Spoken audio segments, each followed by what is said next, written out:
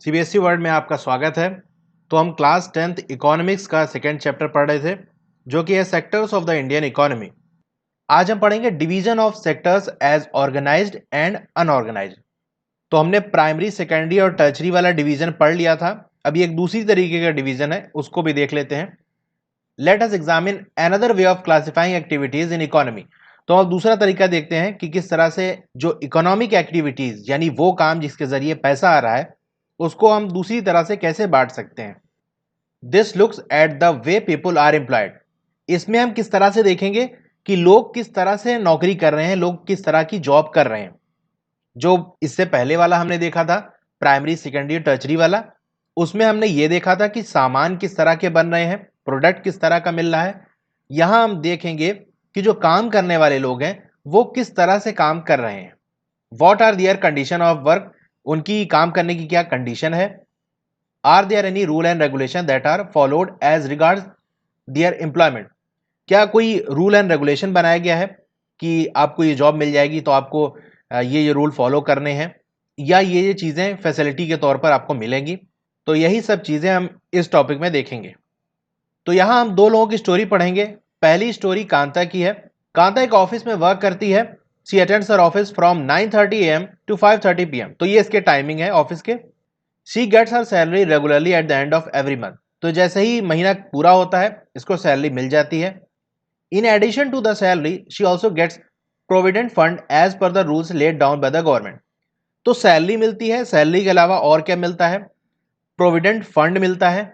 जैसा कि सरकार ने रूल बनाया है कि एक फंड बनाया जाएगा। ये क्या होता है, मैं सिंपल लैंग्वेज में समझाता हूँ। बहुत सारी जो कंपनियां होती हैं, यानी ऑर्गेनाइज सेक्टर की ही जनरली, या गवर्नमेंट जॉब होती है, उसके अंदर क्या होता है, एक फंड बनाया जाता है जहां से आपका मंथली बेसिस पे पैसे कटते हैं। अब कहीं कहीं पर ये 12% होता है, कहीं 1800 रुपये होता है। तो ये क्या होता है, एक फंड में जमा होता जाता है हर महीने आपका, और उतना ही अमाउंट जिस कंपनी में आप काम कर रहे हैं, या अगर गवर्नमेंट सर्विस है तो वहां सरकार अपनी तरफ से उतना ही पैसा डालेगी। फॉर एग्जाम्पल, अगर 1800 आपका अकाउंट से कट रहा है, यानी आपकी सैलरी से कट रहा है, तो 1800 वो कंपनी या गवर्नमेंट आपको उस फंड के अंदर डालेगी। तो ये सब मिलाकर और इंटरेस्ट मिलाकर जब आप आदमी रिटायर होता है या कभी ज़रूरत पड़ती है आगे, तो इसके पास अच्छा खासा पैसा होता है जो कि यूज़ कर सकता है। तो कांता को ये प्रोविडेंट फंड भी मिलता है। She also gets medical and other allowances. अब मेडिकल अलाउंस क्या होता है, जो अच्छी कंपनियां होती हैं या गवर्नमेंट सर्विस के अंदर आपको मेडिकल अलाउंस मिलता है, यानी आपकी अपनी सेहत के लिए, अपने इलाज के लिए कुछ पैसे मिलते रहते हैं, ठीक है। उसको आप अपनी हेल्थ पे लगा सकते हैं। आप बीमार हो गए तो उस पैसे का यूज़ कर सकते हैं। और दूसरी तरीके के अलायंस मिलते हैं, यानी जैसे ट्रांसपोर्ट अलायंस हो गया, कि आपके ऑफिस आने जाने का पैसा मिलता है। तो जैसी कंपनी होती है, जैसी सर्विस होती है, उसके हिसाब से अलायंस मिलता है। ये सब पैसे होते हैं जो अलग अलग चीज़ों के लिए आपको मिलते हैं। तो कांता को ये सब मिलता है। She does not go to the office on Sunday. वो संडे को नहीं जाती ऑफिस। वो उसका पेड हॉलीडे होता है, यानी ऐसी हॉलीडे जहां आपको सैलरी तो मिलेगी उस दिन की, लेकिन आपकी छुट्टी रहेगी, काम नहीं करना। When she joined work, she was given an appointment letter stating all the terms and condition of work. जब उसने ज्वाइन किया था ऑफिस को, तब उसको एक अपॉइंटमेंट लेटर मिला था जिसके अंदर सारी कंडीशन लिखी हुई थी कि आपको ये करना है, ये चीज़ें नहीं करनी है ऑफिस में, क्या आप इसको एक्सेप्ट करती हैं। तो उसने उसने एक्सेप्ट किया था, साइन किया था, ठीक है। जॉब मिलने से पहले ये हुआ था। अब दूसरा बंदा है कमल, इसको देख लेते हैं।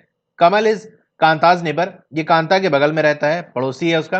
He is a daily veg worker in a near grocery shop.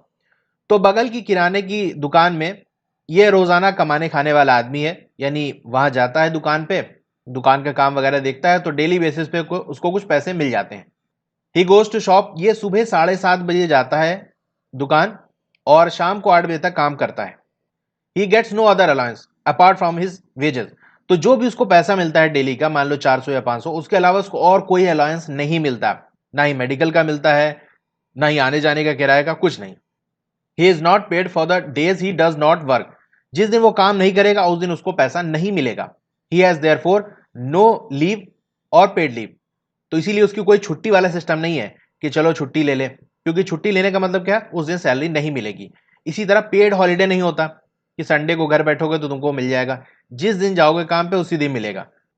Nor was he given any formal letter saying that he has been employed in the shop, ना ही कोई इसको लेटर वगैरह मिला था कि हाँ हम आपको इस नौकरी पे रखते हैं यहाँ दुकान पे।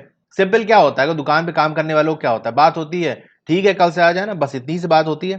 तो कोई लेटर वगैरह साइन थोड़ी ना करते कि हाँ हम यहाँ काम कर रहे हैं। He can be asked to leave any time by his employer, तो जिसने इसको नौकरी दी है यानी जिसने काम पे रखा है वो जब चाहे इसको निकाल सकता है। Do you see the difference in the condition of the work between Kanta and Kamal, तो कांता और कमल के काम में डिफरेंस आप समझ गए होंगे कि दोनों के काम में, दोनों की जॉब में बहुत ज्यादा फर्क है। Kanta works in an organise sector, तो कांता जहां पर काम करती है उसको हम कहते हैं ऑर्गेनाइज सेक्टर।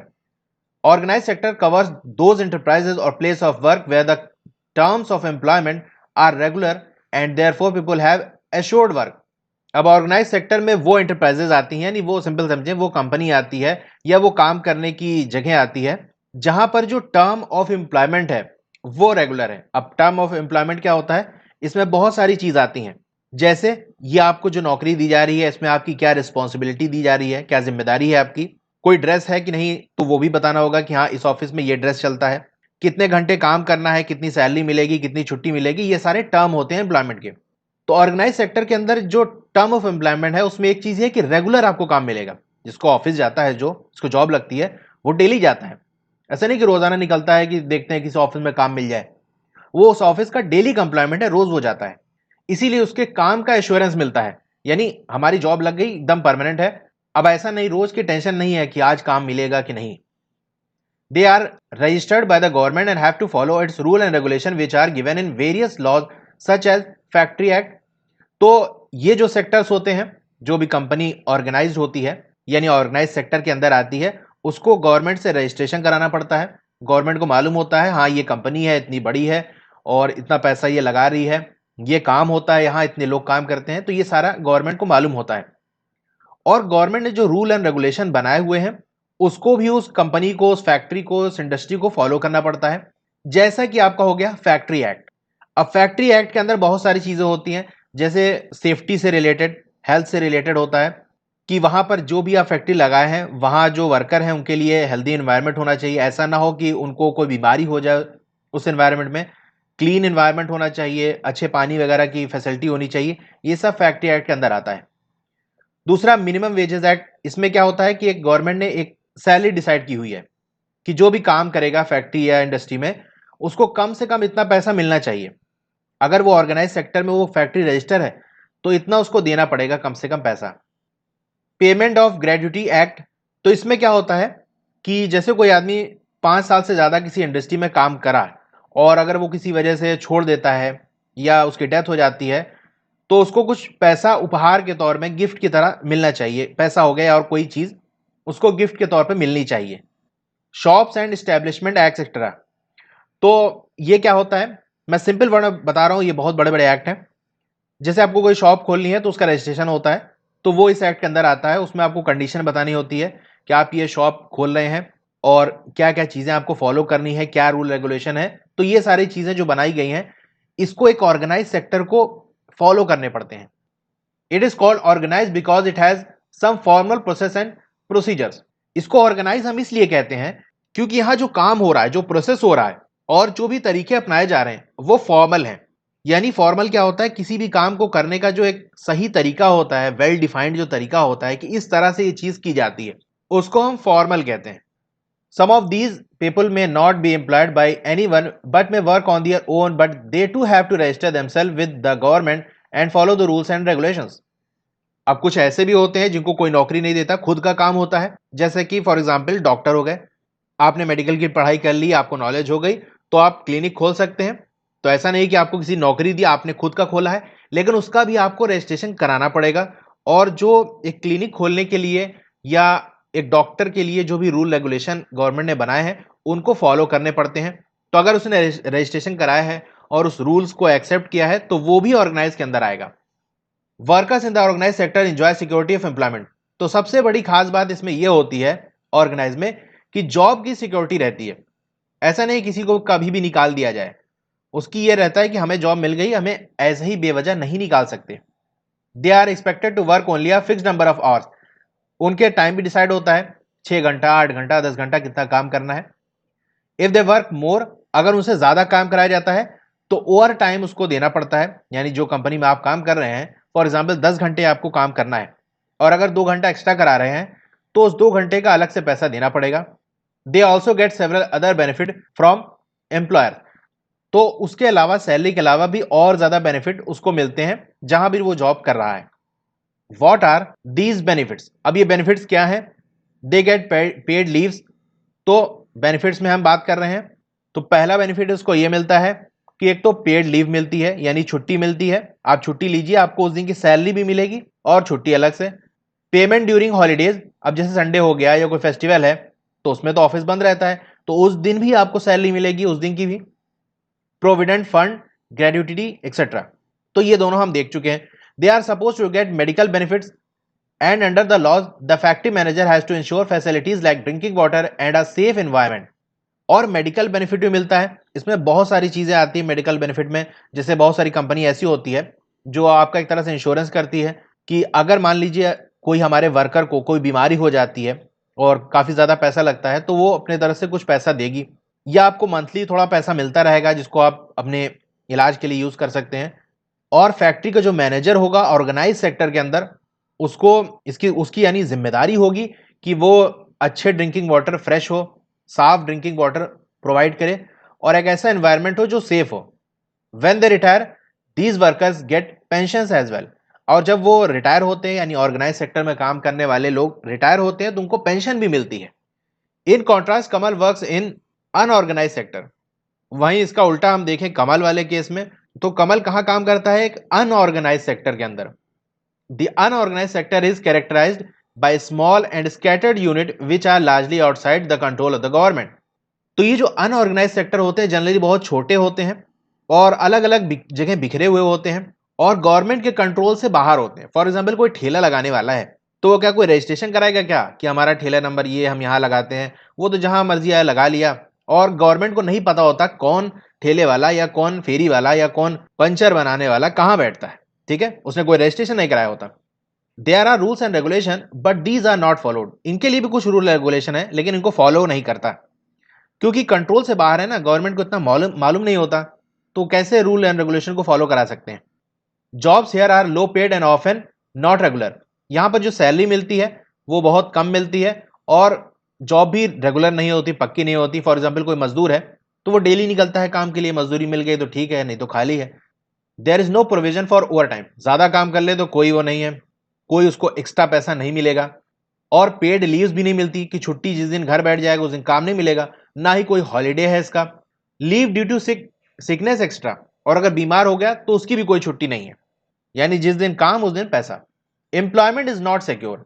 यहां पर जो काम करने वाले हैं उनकी जो नौकरी है वो कोई सुरक्षित नहीं है।